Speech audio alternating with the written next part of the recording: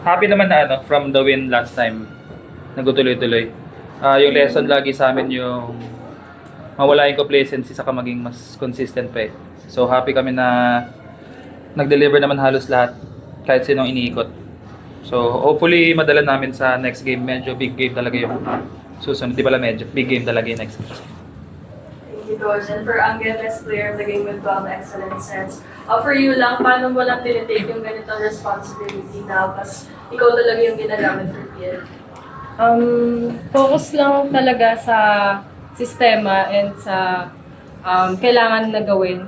And yung disiplina lang din talaga sa lahat. Thank you. And for Nika, in this game, mas gubat ka compared to Del, I think. So, what can you say about how you performed there? The team's performance? Thankful lang din ako sa opportunity and sabi naman ng coaching staff na kahit sino naman gamitin sa lineup, makaka-perform at perform pa rin naman. So, yes, yun lang. Thank you. For Angge, ano lang pakiramdam na makalaro yung mga dati mong teammates na ngayon may major role ka na rin sa PLD? Ayun, masaya lang din kasi parang ngayon lang din kami nagkita-kita. Sobrang busy and yun, happy din ako na maganda yung performance ko. So yun lang. May extra motivation ba kanina? Wala, excited lang po talaga ako na makalaban po ulit sila. And yun, na-miss ko din. For me ka naman, ano lang pakiramdam na unti-unti na kayo nakakompleto sa team nyo ngayon? We're very happy of course, pero syempre, hindi pa rin naman talaga tapos tong laban na to and marami pang magiging games and kailangan lang na maging ready talaga na kahit sino hugutin makakatulong sa loob.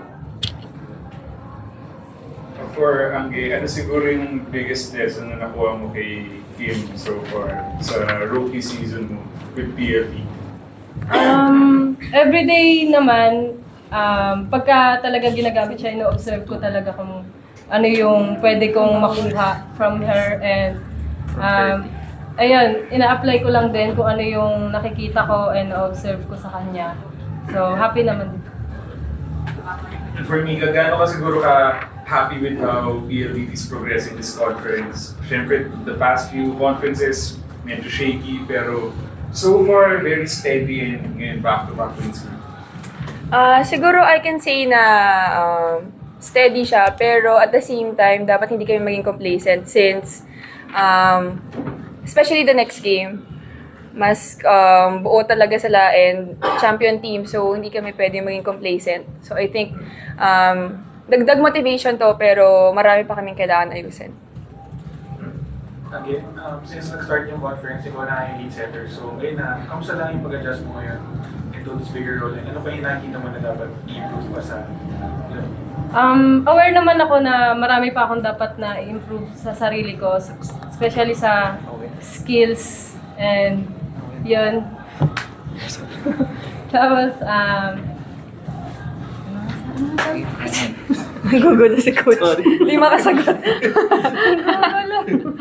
ano po yun ulit? Next. ano pa yung nakikita mo dapat i-improve mo since mag-start ka na maging lead setter ng PLD?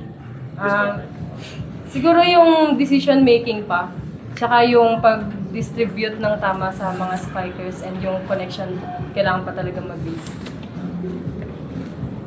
Coach, sa'yo naman gano'ng kalaking tulong din na yun nga, na kukumpleto na kayo. Tapos yung nape-preserve mo yung ibang players mo kasi nagagamit mo yung mga dating hindi mo nagagamit. Yun nga yung good problem namin with this lineup.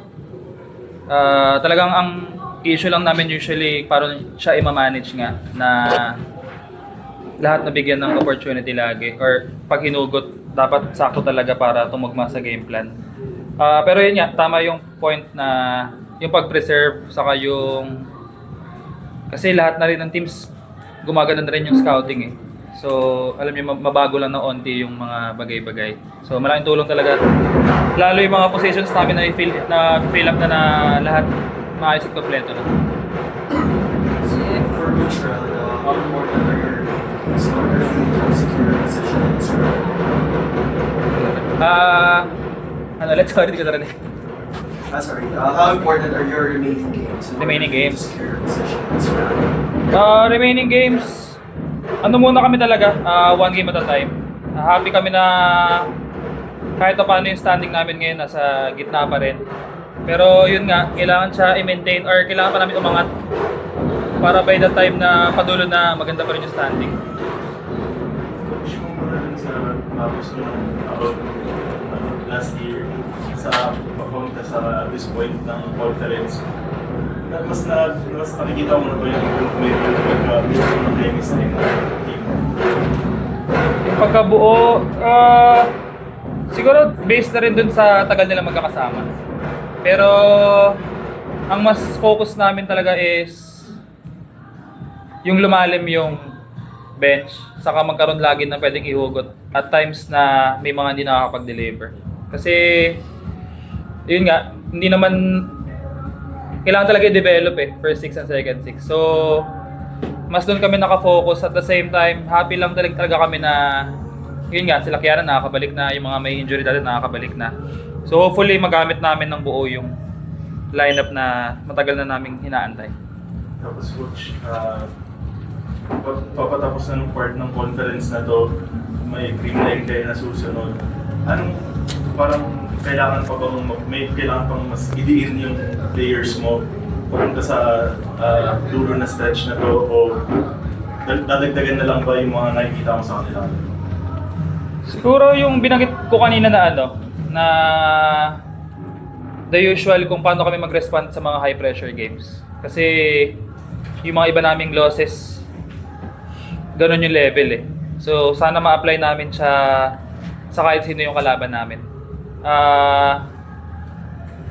Pinaka-motivation na lang siguro namin is maganda yung napakita namin with Creamline with the past seasons. Pero wala talaga siyang magiging basis on our next game. Siguro yun na lang talaga. Yung tiwala sa yung paniniwala nila na kaya ng team. Thank you, Coach. Thank you, Nina. Thank you. Thank you! Thank you po. Thank you po.